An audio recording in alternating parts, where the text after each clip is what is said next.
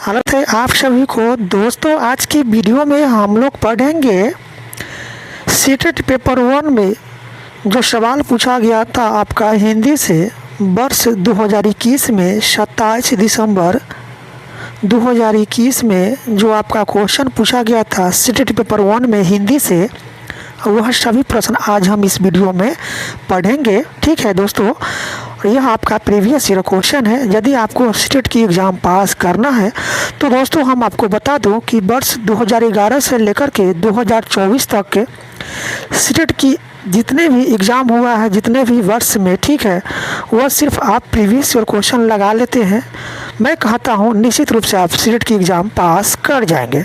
क्योंकि सीटेट की एग्ज़ाम में बहुत क्वेश्चन जो है ना आपको रिपीटेशन देखने को मिलेगी, और आपको मैं कह दूँ तो परीक्षा में क्वेश्चन का लेवल जो है ना ठीक इसी तरह से आपको देखने को मिलेगा। ठीक है, हूबहू इसी तरह से क्वेश्चन आपको पूछा जाता है। थोड़ा बहुत क्वेश्चन के शब्दों को, भाषा को बदलकर पूछा जाता है, लेकिन प्रश्न जो है ना आपको इसी टाइप को देखने को मिलेगा एग्ज़ाम में।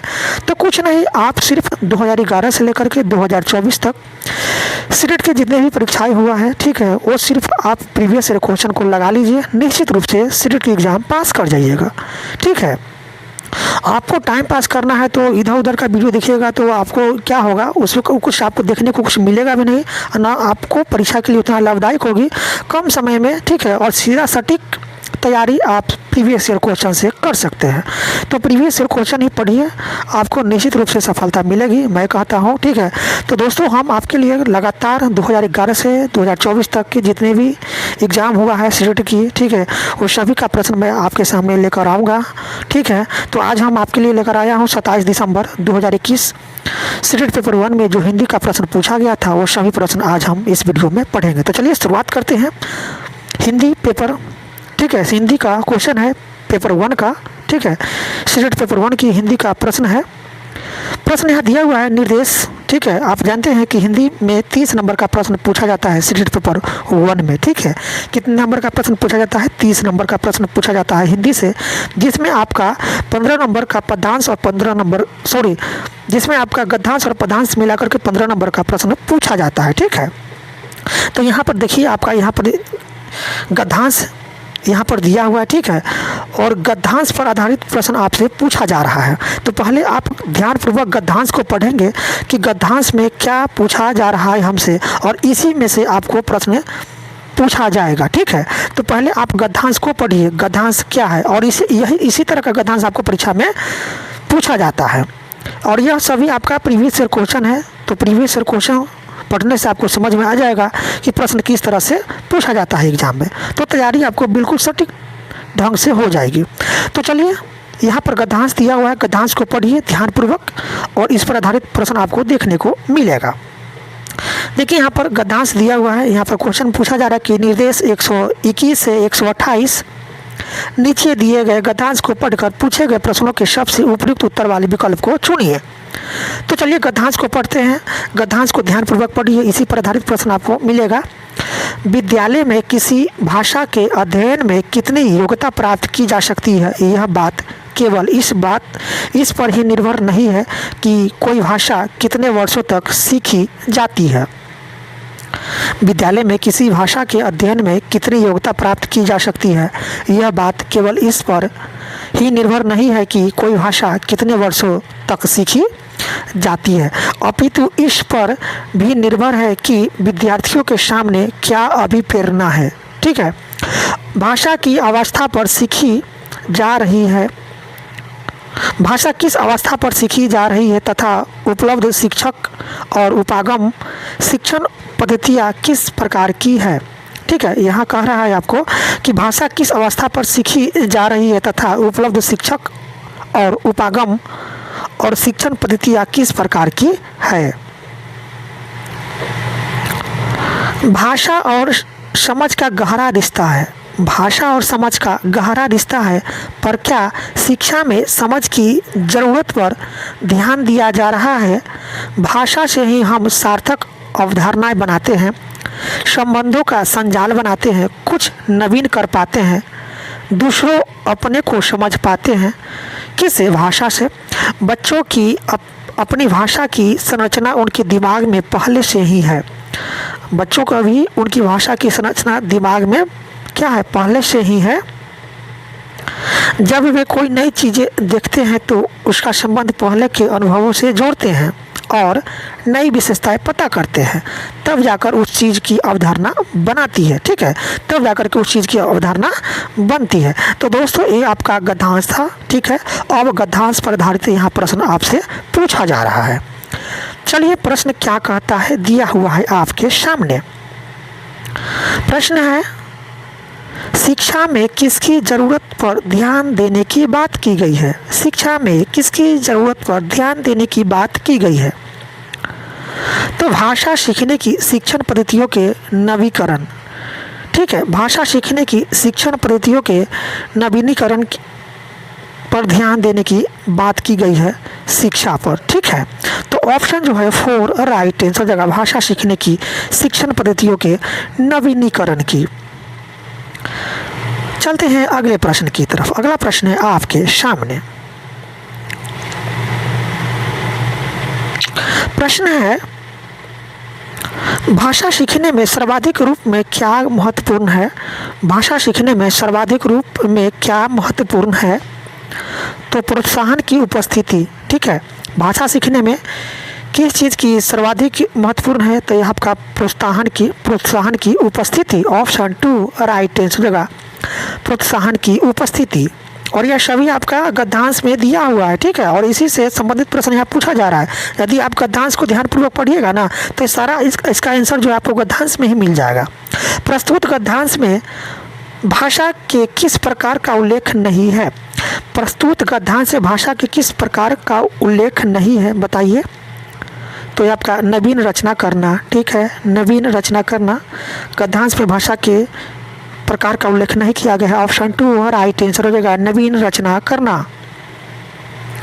चलते हैं अगले प्रश्न की तरफ। प्रश्न है, बच्चे किसी भी चीज़ की अवधारणा कैसे बना पाते हैं। बच्चे किसी भी चीज़ की अवधारणा कैसे बना पाते हैं, आपसे पूछा जा रहा है। तो उस चीज़ की विशेषताएं पढ़ते हैं। ठीक है, बच्चे किसी चीज़ की विशेषताएं पढ़कर उसकी अवधारणा बना लेते हैं। ऑप्शन 4 राइट आंसर जगह उस चीज़ की विशेषताएं पढ़कर। चलते हैं अगले प्रश्न की तरफ। प्रश्न है आपके सामने। प्रश्न कहता है कि अवधारणा का अर्थ है, बताइए क्या होगा। तो अवधारणा का अर्थ होता है आपका प्रत्यय। ठीक है, क्या होगा, प्रत्यय होगा। ऑप्शन 4 राइट आंसर जगह प्रत्यय। अगले प्रश्न की तरफ चलते हैं। प्रश्न है, संरचना शब्द का विग्रह क्या होगा। संरचना शब्द का विग्रह पूछ रहा है, बताइए क्या होगा इसका राइट आंसर। तो सम प्लस रचना, यह होगा आपका संरचना शब्द का विग्रह। सम प्लस रचना, ऑप्शन 1 राइट आंसर हो जाएगा। ठीक है, संरचना का विग्रह कीजिएगा तो क्या होगा, सम प्लस रचना यानी संरचना। तो ऑप्शन 1 राइट आंसर होगा। इसका विग्रह क्या होगा, सम प्लस रचना। सम जो रचना क्या होती है, संरचना। चलते हैं अगले प्रश्न की तरफ। प्रश्न है आपके सामने, सार्थक शब्द में मूल शब्द है। सार्थक शब्द में मूल शब्द है तो यह आपका अर्थ है। ठीक है, क्या है, अर्थ है। ऑप्शन 2 राइट आंसर हो जाएगा अर्थ। अगला प्रश्न है आपके सामने। प्रश्न है कि विद्यार्थी का संधि विच्छेद है। विद्यार्थी का संधि विच्छेद कीजिए आप लोग। विद्यार्थी का संधि विच्छेद होता है विद्या प्लस आर्थी। विद्या प्लस आर्थी बराबर क्या होता है, विद्यार्थी। ठीक है, तो विद्यार्थी का संधि विच्छेद करेंगे तो क्या हो जाएगा, आपका हो जाएगा विद्या प्लस आर्थी। ऑप्शन 2 राइट आंसर हो जाएगा। अब यहाँ पर दिया हुआ है निर्देश 129 से 135 निम्नलिखित अनुच्छेद को ध्यान से पढ़िए तथा पूछे गए प्रश्न के उत्तर दीजिए। फिर यहाँ पर आपको गद्यांश देखने को मिल रहा है। चलिए पढ़ते हैं इस गद्यांश को। आधुनिक युग में समाज और राष्ट्र के जीवन में समाचार पत्रों का बहुत ही विशिष्ट और ऊंचा स्थान है। आधुनिक युग में समाज और राष्ट्र के जीवन में समाचार पत्रों का बहुत ही क्या है, ऊंचा स्थान है। समाचार पत्र मानो अपने देश की सभ्यता, संस्कृति और शक्ति के मानदंड बन गए हैं। समाचार पत्र क्या है कि हमारे देश की सभ्यता, संस्कृति और शक्ति के क्या बन गए हैं, मानदंड बन गए हैं। वे जनमत तैयार करते हैं। जिस देश में जितने अच्छे और जितने अधिक समाचार पत्र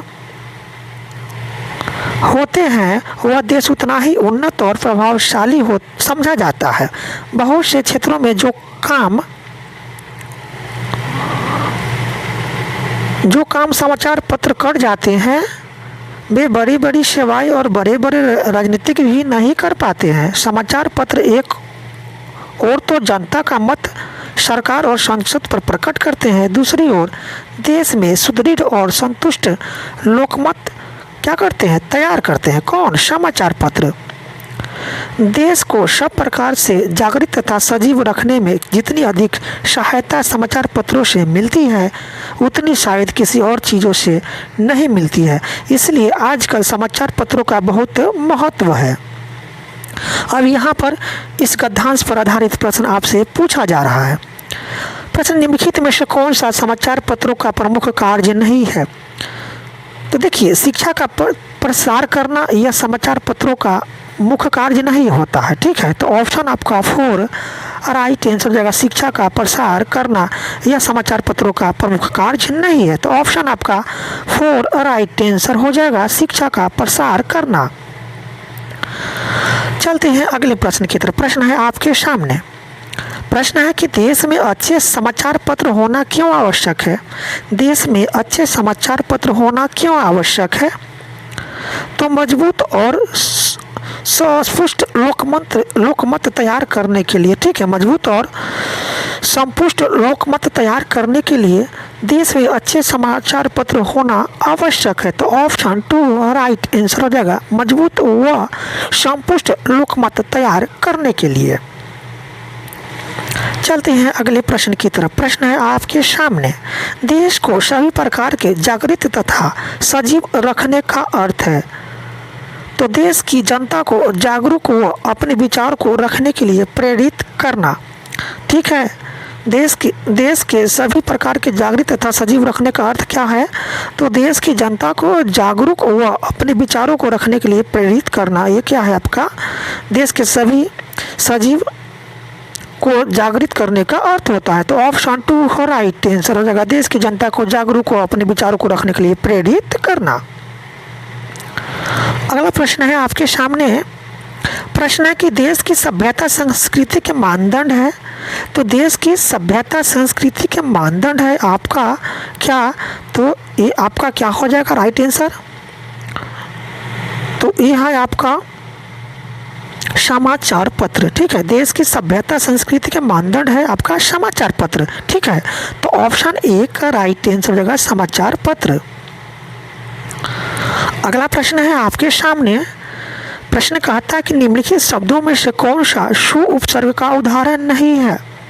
देखिए, सुयोग्य, सुस्पष्ट, सुदृढ़, यह सभी सु उपसर्ग का उदाहरण है, लेकिन सदाचार जो है ना, यह आपका सु उपसर्ग का उदाहरण नहीं है। तो हमसे पूछा जा रहा है सु उपसर्ग का उदाहरण कौन नहीं है, तो यही हो जाएगा सदाचार। सदाचार आपका सु उपसर्ग का उदाहरण नहीं है, तो ऑप्शन 3 राइट आंसर हो जाएगा, सदाचार। चलते हैं अगले प्रश्न की तरफ। प्रश्न है देश में अच्छे समाचार पत्र होना आवश्यक है क्योंकि? कारण क्या है देश में अच्छे समाचार पत्र होना? तो इसका कारण है आपका सरकार तथा जनता के विचार पहुंचाना तथा लोकतंत्र को मजबूत करने में महत्वपूर्ण भूमिका होती है। किसकी? समाचार पत्र की। तो ऑप्शन 3 राइट आंसर हो जाएगा, सरकार तथा जनता के विचार पहुंचाना तथा लोकतंत्र को मजबूत करने में महत्वपूर्ण भूमिका होती है। चलते हैं अगले प्रश्न की तरफ। प्रश्न है आपके सामने। उन्नति का विलोम शब्द है, तो उन्नति का विलोम शब्द होगा अवनति। क्या हो जाएगा? अवनति होगा उन्नति का विलोम शब्द। ऑप्शन 2 राइट आंसर हो जाएगा, अवनति। अगला प्रश्न है आपके सामने। प्रश्न है निम्नलिखित में से कौन सा किसी उत्तम पाठ्य पुस्तक का मूलभूत मानदंड नहीं है? निम्नलिखित में से कौन सा किसी उत्तम पाठ्य पुस्तक का मूलभूत मानदंड नहीं है, आपसे पूछा जा रहा है। तो मुद्रण एवं जिल्द चढ़ाना, ठीक है, मुद्रण एवं जिल्द चढ़ाना यह आपका उत्तम पाठ्य पुस्तक का मूलभूत मानदंड नहीं होती है। तो ऑप्शन 4 राइट आंसर हो जाएगा मुद्रण एवं जिल्द चढ़ाना। चलते हैं अगले प्रश्न की तरफ। अगला प्रश्न है आपके सामने। प्रश्न है, एक अध्यापिका 5वीं कक्षा के अपने विद्यार्थियों को 6 वाक्यों का एक छोटा अनुच्छेद 2 बार सुनने के लिए कहती है। एक अध्यापिका 5वीं कक्षा के अपने विद्यार्थियों को 6 वाक्यों का एक छोटा अनुच्छेद 2 बार सुनने के लिए कहती है। फिर वह विद्यार्थियों को 4-4 के समूह में सुने हुए वाक्य को अपने शब्दों में लिखने के लिए कहती है। यह शिक्षण विधि का कौन सा रूप होगा, आपसे पूछा जा रहा है। तो यह शिक्षण का रचनात्मक लेखन की विधि है। तो ऑप्शन 1 राइट आंसर हो जाएगा रचनात्मक लेखन। चलते हैं अगले प्रश्न की तरफ। अगला प्रश्न है आपके सामने। प्रश्न आपसे कह रहा है कि एक अध्यापिका को पता चलता है कि कुछ विद्यार्थी सीखते समय अनुच्छेदों की विस्तृत व्याख्या एवं वाक्य रचना को समझने में कठिनाई अनुभव कर रहे हैं। वह उन्हें एक समृद्ध शब्द भंडार देती है और कुछ युक्तियों का सुझाव देकर उनका अभ्यास करवाती है। इस तरह कुछ समय पश्चात उसके विद्यार्थी भाषा सीखने संबंधित कठिनाइयों को दूर कर पाते हैं। अध्यापिका ने यह किस प्रकार का आकलन किया? ठीक है, तो अध्यापिका ने निंदात्मक आकलन किया। क्या किया? निंदात्मक आकलन किया। तो ऑप्शन 1 राइट आंसर होगा निंदात्मक आकलन। चलते हैं अगले प्रश्न की तरफ। प्रश्न है आपके सामने, किसी भाषा की परीक्षा का ब्लूप्रिंट तैयार करते समय निम्नलिखित में कौन सा कार्य आवश्यक नहीं है?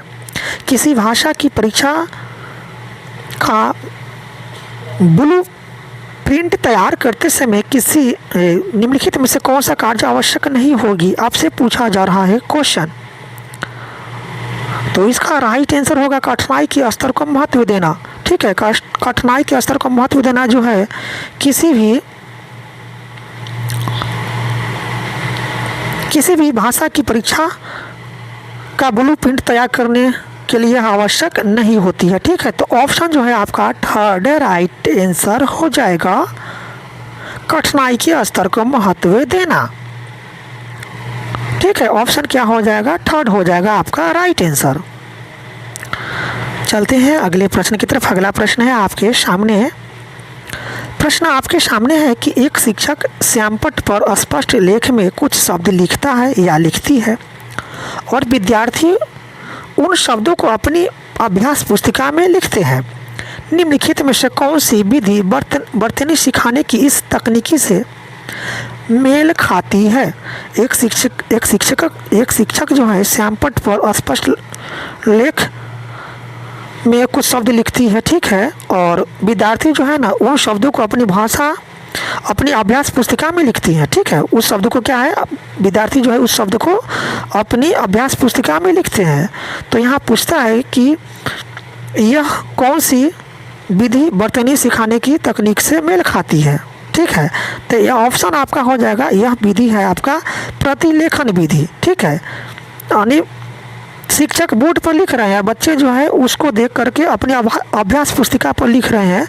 तो यह विधि आपका कौन सा विधि? आपका प्रतिलेखन विधि है। तो ऑप्शन 3rd राइट आंसर होगा प्रतिलेखन विधि। अगला प्रश्न है आपके सामने। प्रश्न दिया हुआ है, प्रश्न है कि एक बालक भाषा सीखते समय निम्नलिखित कठिनाई अनुभव करता पाया जाता है। ठीक है, एक बालक भाषा सीखते समय निम्नलिखित कठिनाई अनुभव करता पाया जाता है। क्या क्या कठिनाई अनुभव करता है? तो नाम तथा अक्षरों की ध्वनि को सीखने में कठिनाई करता है वह। दूसरा है ऊंचे स्वर में पढ़ते समय गलतियां करना। ठीक है, तीसरा है शब्दों और वाक्यों को पढ़ते समय दृष्टि बाधा, और चौथा है लेखन कार्य को पूरा करने में अधिक समय लगाना। तो यहाँ कहता है कि बालक किसके लक्षण प्रदर्शित करता है या करती है? ऑप्शन क्या होगा बताइए आप। तो ऑप्शन में आपका 4 ऑप्शन दिया है, वाचन वैफल, लेखन वैफल, सीखने में अक्षमता, सीखने का भय। आपका राइट आंसर क्या हो जाएगा? तो आपका राइट आंसर हो जाएगा सीखने में अक्षमता। ठीक है, सीखने में अक्षमता आपका ऑप्शन थर्ड राइट आंसर का, सीखने में अक्षमता। चलते हैं अगले प्रश्न की तरफ। अगला प्रश्न है आपके सामने। प्रश्न है कि एक अध्यापिका लखनऊ पर पाठ पढ़ाती है। विद्यार्थियों द्वारा मौन पठन के पश्चात वह उनसे निम्नलिखित प्रश्न करती है। हजरतगंज में शोर क्यों नहीं था? हजरतगंज में शोर क्यों नहीं था? लखनऊ को नवाबों का शहर क्यों कहा जाता है? निम्नलिखित में से कौन सा अ व ब प्रश्नों की प्रकृति को परिभाषित करता है? एक अध्यापिका लखनऊ पर पाठ पढ़ाती है, ठीक है, और विद्यार्थियों द्वारा मौन पठन के पश्चात वह उनसे निम्नलिखित प्रश्न करती है हजरतगंज में शोर क्यों नहीं था। फिर प्रश्न करती है कि लखनऊ को नवाबों का शहर क्यों कहा जाता है। तो निम्नलिखित में से कौन सा अ व ब प्रश्नों की प्रकृति को परिभाषित करती है? तो यहाँ बताइए, अ है आपका हजरतगंज में शोर क्यों नहीं था, और ब है आपका लखनऊ को नवाबों का शहर क्यों कहा जाता है। तो ये दोनों जो आपका दिया हुआ कथन, ये दोनों कथन में कौन आपकी प्रश्नों की प्रकृति को परिभाषित करता है, आपसे पूछा जा रहा है। ठीक है, बताइए राइट आंसर क्या हो जाएगा इसका। तो इसका राइट आंसर होगा आपका बोधात्मक प्रश्न है। यह क्या है? आपका बोधात्मक प्रश्न है। ऑप्शन 4 राइट आंसर होगा बोधात्मक प्रश्न। क्या होगा राइट आंसर? बोधात्मक प्रश्न इसका राइट आंसर हो जाएगा। अगला प्रश्न है आपके सामने। प्रश्न है कि निम्नलिखित में से कौन सा मौन पठन का लाभ नहीं है? मौन पठन का लाभ नहीं है, क्या पूछ रहा है आपसे। तो मौन पठन का लाभ नहीं है, विद्यार्थियों की ऊर्जा बचाता है, यह मौन पठन का लाभ नहीं होती है। तो ऑप्शन 2 राइट आंसर होगा, यह विद्यार्थियों की ऊर्जा बचाता है, यह मौन पठन का क्या है, यह आपका मौन पठन का लाभ नहीं होती है। ठीक है, तो ऑप्शन 2 राइट आंसर होगा, यह विद्यार्थियों की ऊर्जा बचाता है। चलते हैं अगले प्रश्न की तरफ। अगला प्रश्न है आपके सामने। प्रश्न दिया हुआ है, प्रश्न कहता है कि अंग्रेजी भाषा के शिक्षण विधि के संबंध में निम्नलिखित कथन पढ़िए। कथन दिया हुआ, यह शिक्षण पद्धति सर्वप्रथम जर्मनी में प्रारंभ की गई। दूसरा कथन है अंग्रेजी भाषा सिखाने के लिए पूरे यूरोप में यह व्यापक रूप में अपनाई गई। तीसरा कथन, शिक्षण की इकाई शब्द है न कि वाक्य। अगला कथन है आपका, विशेष सामग्री मानक प्रारूप में विभाजित की जाती है। और नेक्स्ट है, यह औपचारिक से क्रियात्मक चरणों की ओर जाती है। एफ है, वाक्य रचना व्याख्या करने में वाक्य रचना का सर्वोत्तम उपयोग करती है। तो यहाँ पर पूछ रहा है कि निम्नलिखित में से कौन सी विशेषताओं को दर्शाती है।